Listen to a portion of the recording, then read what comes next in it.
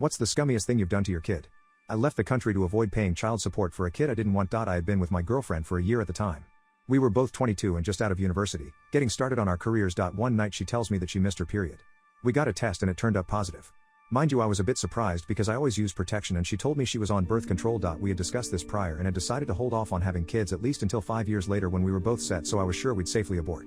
I thought I'd just be there to comfort her and give her time to process what's happening. 3 weeks later she tells me she wants to keep it. I keep pleading with her, telling her I'm not ready and we're not going to be okay financially, but she insists that this is what she wants and that we'll be happy.